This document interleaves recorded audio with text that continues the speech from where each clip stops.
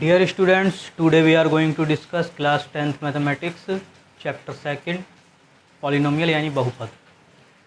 तो बेटा हमने अभी तक 4 लेक्चर कर लिए हैं। हमारा इंट्रोडक्शन 2.1 चल रहा है, 2.1 का इंट्रोडक्शन चल रहा है। तो आज उसी में हमारा लेक्चर नंबर 4 है। अभी तक हमने बहुपदों के शून्यकों का ज्यामितीय निरूपण पढ़ा है, जिसमें हमने द्विघात बहुपद तक पढ़ा था। आज हम त्रिघात बहुपद के बारे में पढ़ेंगे।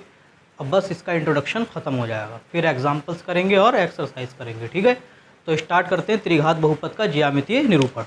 ठीक है, त्रिघात बहुपद, त्रिघात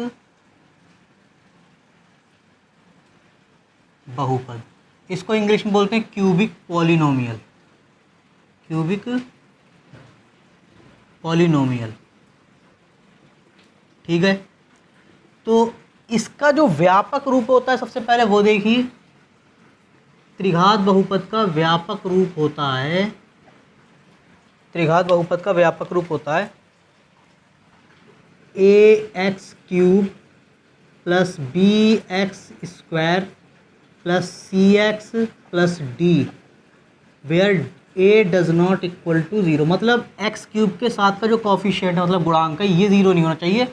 चाहे b 0 हो जाए, c 0 हो जाए या d 0 हो जाए, लेकिन जो क्यूब के साथ का गुणांक है वो 0 नहीं होना चाहिए। ठीक है, तो इसका हम करते हैं क्या कहते हैं, ज्यामितीय निरूपण इसके शून्यकों का। तो इसके लिए हम एग्जाम्पल लेते हैं, कोई भी एक एग्जाम्पल ले लेते हैं। मैं एक एग्जाम्पल ले लेता हूँ, y = x³ - 4x। ठीक है, इसमें देखना x² और d वाला टर्म नहीं, मैंने बोला कि इसके बीच वाले टर्म, ये वाले टर्म तो 0 हो सकते हैं, कोई भी 0 हो जाए, चाहे सब 0 हो जाए, लेकिन ये वाला टर्म कभी भी 0 नहीं होना चाहिए। ठीक है, तो ये क्या है, ये एक त्रिघात बहुपद है, एक त्रिघात बहुपद है, त्रिघात बहुपद है। ठीक है, एक त्रिघात बहुपद है।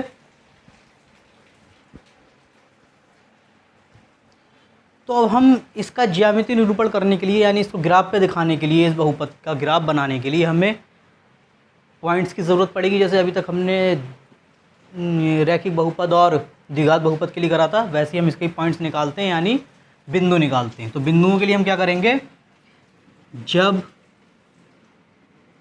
x = 0, मतलब x = 0 रखते हैं। सबसे पहले x = 0 रखने पर लिखो, x = 0 रखने पर देखना कितना होगा, y की वैल्यू कितनी हो जाएगी जब मैं x = 0 रखूँगा। यहाँ पर 0 का cube -4 × 0 this is equal to 0, क्योंकि ये भी 0 ये भी 0। ठीक है, और बिंदु बन जाएगा 0, 0, क्योंकि x भी 0 है और y भी 0 है। ठीक है, दूसरा बिंदु निकालते हैं,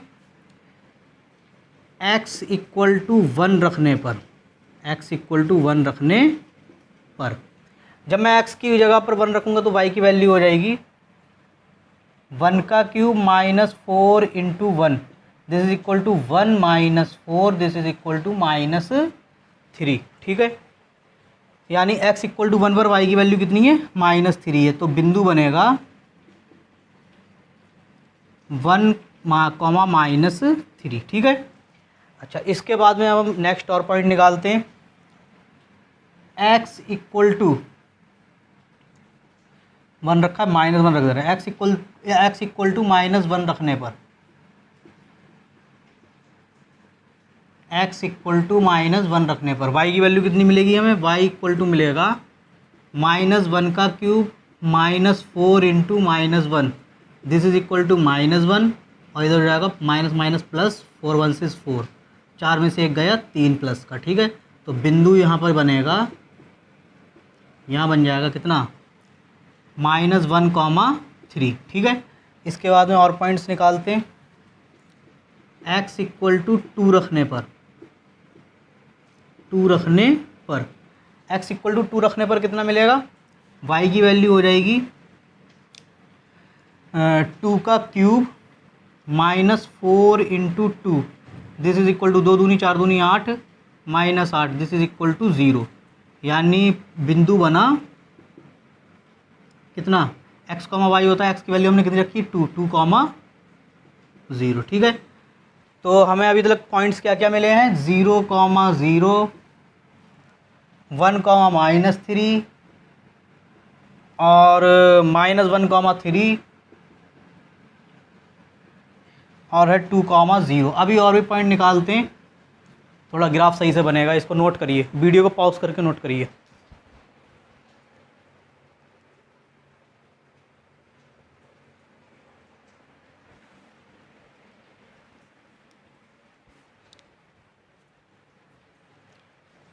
तो मैं इसको इरेज कर रहा हूँ, आप नोट कर लेना वीडियो को पॉज करके।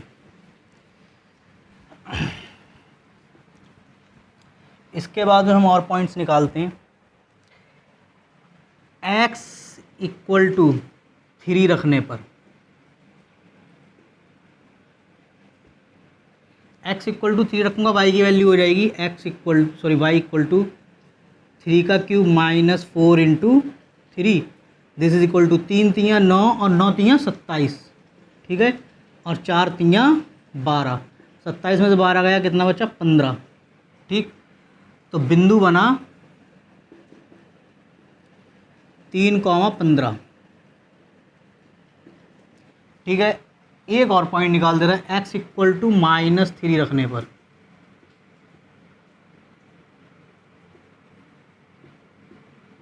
x = -3 रखूँगा, y की वैल्यू कितनी होगी, -3 का क्यूब -4 × -3, ये कितना आएगा, 3 तियाँ 9 तियाँ 27, लेकिन माइनस है, माइनस की घात विषम है यानी इवन है, सॉरी ऑड है, इसलिए माइनस आएगा, माइनस माइनस प्लस, और 4 तियाँ 12, -27 + 12 कितना होता है, -15।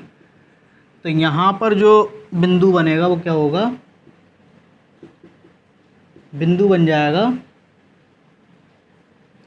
-3, -15।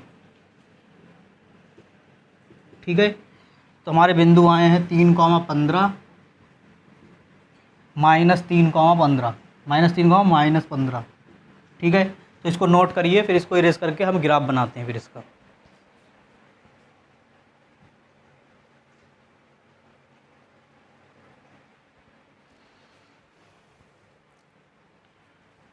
तो इसका ग्राफ ड्रॉ करते हैं। अब हमारा जो बहुपद है वो है y = x³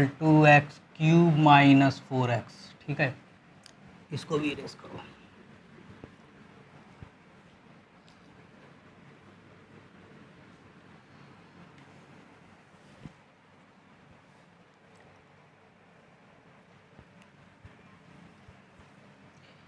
ग्राफ देखना इसका, एक मिनट देखें वीडियो में आ रहा है, नहीं आ रहा है, आ रहा है। ये होगा y', ठीक है, y की वैल्यू मैक्सिमम -15 गई है दोनों तरफ, तो y तो भाई जो है ऐसे ही रहेगा। मूल बिंदु O है, यानी 0, 0, फिर है कितना, 1, 2, 3, 4, 5, 6, -1, -2, -3, -4, -5, -6। ठीक है, यहाँ पर देखना 1, 2, 3, 4, 5, 6, 7, 8, 9, 10, 11, 12, 13, 14, 15, थोड़ा सा और बना देना है, 15 y', और ये आ गया 16। ठीक है, यहाँ पर देख, और ये सब माइनस में, माइनस माइनस। ठीक है, हम चाहते तो स्केल यहाँ पे 3 का भी ले लेते तो और सही बन जाता। 1, 2, 3, 4, 5, 6, 7, 8, 9, 10, 11, 12, 13, 14, 15, 16, 17। ठीक है, अब इसके बाद में हमें इसका ग्राफ ड्रॉ करना है। ठीक, क्या करना है, हमें इसका ग्राफ ड्रॉ करना है। ठीक है, हमें इसका ग्राफ ड्रॉ करना है। तो हम बिंदुओं पे चलते हैं। हमने हमारे बिंदु क्या क्या आए थे, अरे बिंदु क्या क्या आए थे, बिंदु आया था हमारा पहला बिंदु था 0,0। फिर हमने वन रखा था 1-4 यानी कि -3, 1, दूसरा था -1 और 4 एकम 4, -1,3। तीसरा था 2 दूनी 4 दूनी 8 और -8 यानी 0,0। ठीक है, सॉरी 2,0। एक मिनट, 2 दूनी 4 दूनी 8 और 4 दूनी 8। ठीक है, 2,0 और था कितना, -2, 2 दूनी 4 दूनी 8 और 4 दूनी 8 प्लस का -8 और +8, -2,0 और 3 रखा था हमने, कितना आया था, 3 3 9 3 27, 27 और 4 3 12 15 यानी 3,15 और -3 पे भी हमें मिला था -15। ठीक है, ये हमारे पॉइंट्स थे। ठीक, हमारे पॉइंट्स ये थे।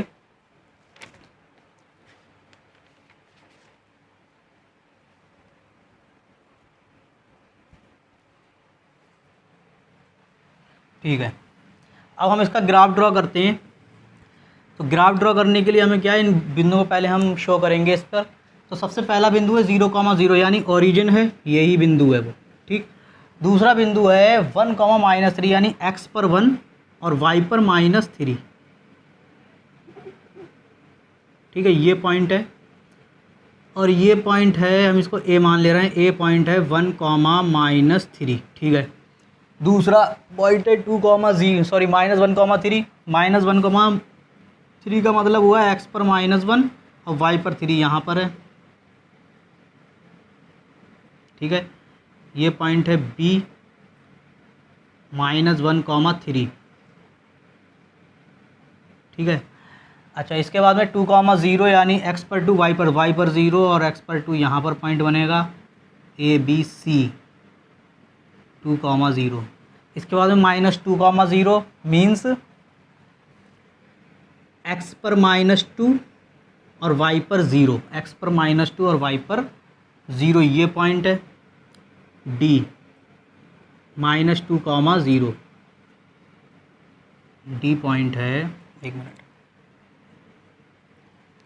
D पॉइंट है -2,0। ठीक है, अच्छा इसके बाद में है 3,15, x पर 3 y पर 15, ये है।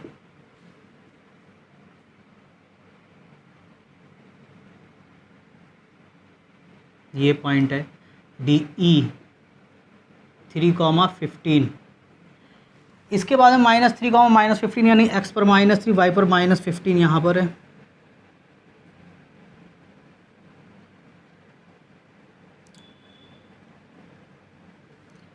तो ये पॉइंट बना EF -3 -15। तो हमारे सारे पॉइंट एक बार देख ले रहे हैं, चेक कर ले रहे हैं।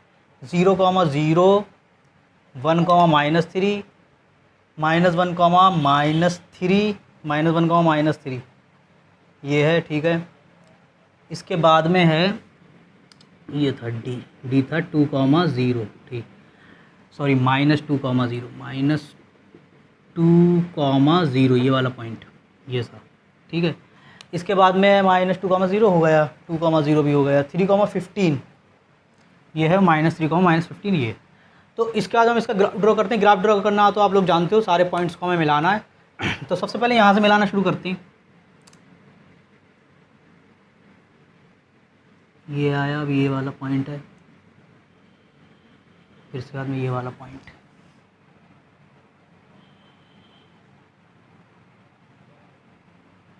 ठीक है, और ये ऐसे ही चलता जाएगा। इसके बाद में इस वाले पॉइंट्स को मिलाओ, इसको और इसको।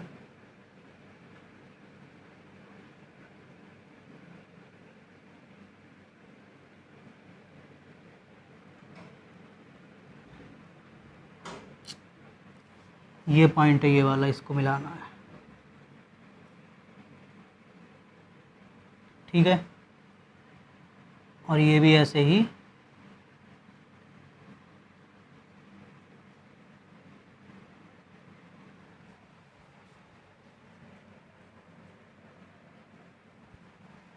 ये भी ऐसे ही चलता जाएगा, ठीक है। और इसका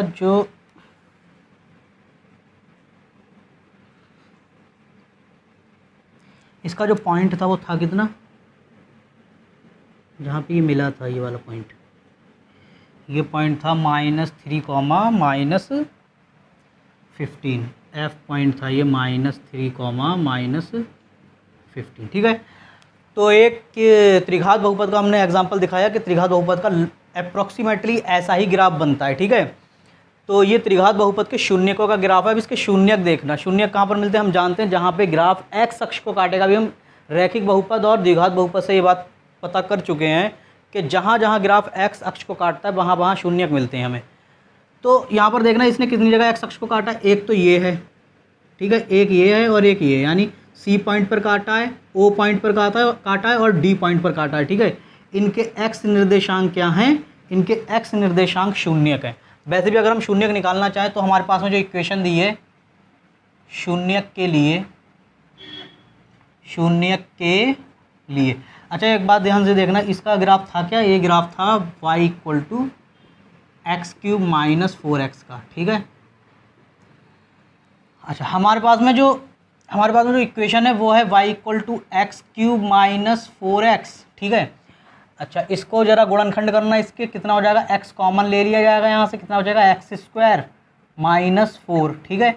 x² - 4 को क्या लिख सकते हैं, x² - 2 का स्क्वायर, और ये किस चीज़ का फॉर्मूला बन गया, ये a² - b² यानी a + b a - b। तो हम यहाँ पे क्या लिखेंगे, a - b और a + b, ठीक है। शून्यकों के लिए क्या करते हैं हम, शून्यकों के लिए करते हैं हम, सॉरी ये क्या लिख दिया, x - 2 एंड x + 2, ठीक है। शून्यकों के लिए क्या करते हैं हम, y को 0 के इक्वल रखते हैं। शून्यकों के लिए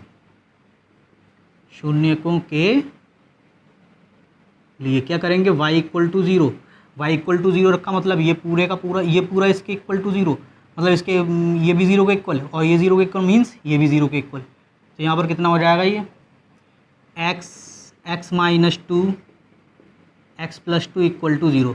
अब यहाँ पर ध्यान से देखना, जब हम ऐसा करेंगे तो क्या होगा, सबसे पहले x 0 के बराबर जाएगा, ठीक है।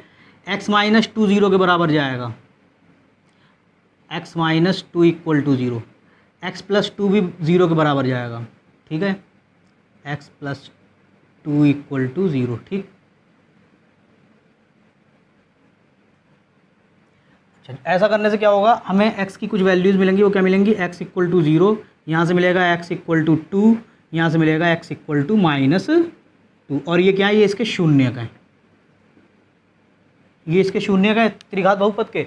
तो यहाँ पर देखना, यहाँ पर वैसे भी इसके कितने गुणनखंड हुए, इसके गुणनखंड हुए 1 2 3, 3 गुणनखंड है, इसलिए इसके 3 शून्यक होंगे। 3 शून्यक कहाँ कहाँ मिल रहे हैं हमें, मतलब ग्राफ यहाँ पे 3 जगह काट रहा है, 0, 0, 2, 0 और -2, 0। वैसे भी यहाँ पर देखना कि पहला शून्यक है 0, वो मिला हमें यहाँ पर इस बिंदु का, जहाँ पे इसने मूल बिंदु पर काटा है x अक्ष को, इसका x निर्देशांक क्या है, इसका एक शून्यक ये है, ठीक है, एक शून्यक इसका x निर्देशांक हो गया। दूसरा शून्यक x = 2 है, तो इसने इसको यहाँ पर जो काटा बिंदु C पर, इसका x निर्देशांक 2 है, ये क्या है, इसका शून्यक है। तीसरा शून्यक -2 होगा, क्यों, क्योंकि इसने यहाँ पर भी x अक्ष को, इस ग्राफ ने x अक्ष को काटा बिंदु D पर, तो इसका x निर्देशांक -2 है, ये शून्यक होगा। देखना एक शून्यक हमारा x = -2 आया है, ठीक है। तो त्रिघात बहुपद के अधिकतम शून्यक 3 हो सकते हैं, अधिकतम शून्यक कितने हो सकते हैं, 3 हो सकते हैं, ठीक है। तो इसको नोट करिए।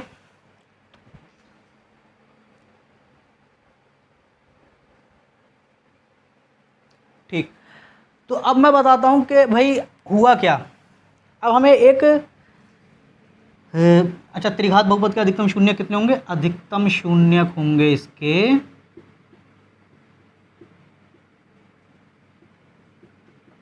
3, ठीक है।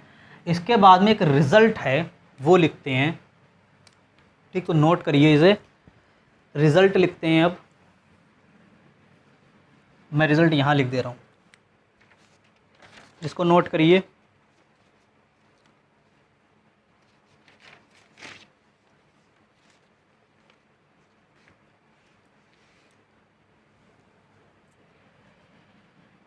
रैखिक बहुपद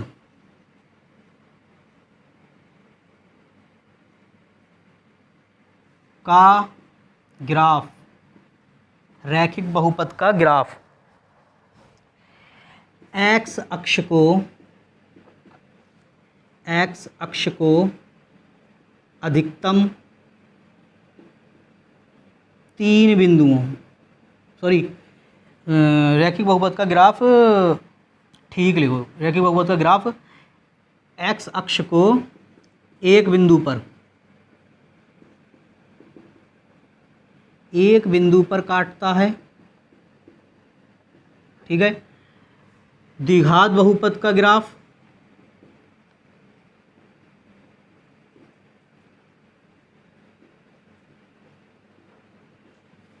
एक्स अक्ष को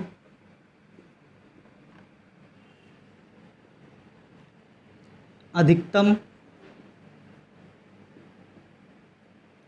2 बिंदुओं पर, देखिए हमने द्विघात बहुपद का देखा था, उसने 2 बिंदुओं पर अधिकतम काट सकता है, 2 बिंदुओं पर एक्स अक्ष को काट सकता है, ठीक है। एक्स अक्ष को अधिकतम 2 बिंदुओं पर काट सकता है।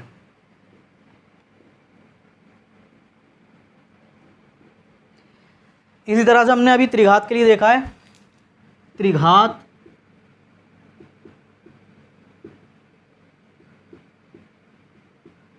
बहुपद का ग्राफ एक्स अक्ष को अधिकतम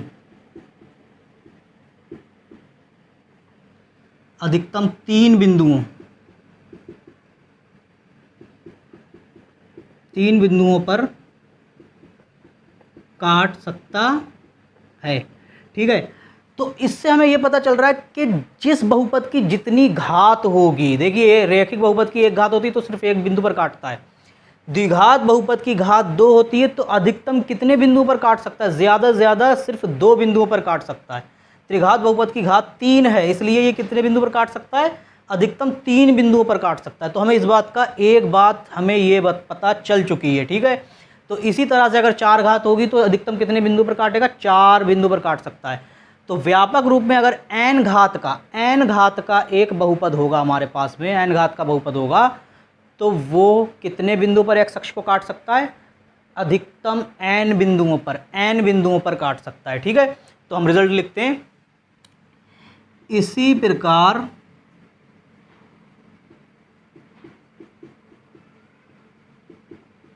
व्यापक रूप से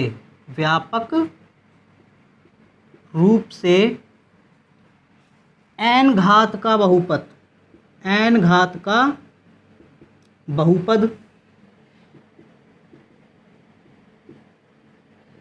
x अक्ष को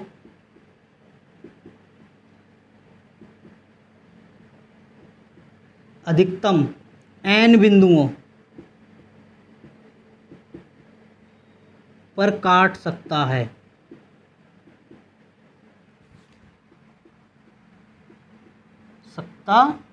ठीक है। और इन बिंदुओं के जो x निर्देशांक होते हैं, जहां जहां x अक्ष को काटते हैं, इनके x निर्देशांक, जैसे इस बिंदु ने x अक्ष को, इस ग्राफ ने x अक्ष को C बिंदु पर काटा है तो इसका x निर्देशांक 2 है, ठीक है। तो ये क्या है, इसका 0 का, ऐसे ही यहाँ पे 0, यहाँ पर -1, यहाँ पर -2, ठीक है। तो इनके जो x निर्देशांक होंगे n बिंदुओं के, जहाँ पर n बिंदु पर काटेगा, वो क्या होते हैं, इनके शून्यक होते हैं, ठीक है। तथा इन बिंदुओं के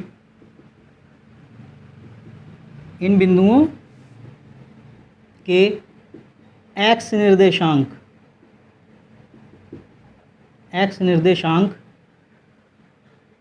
बहुपद के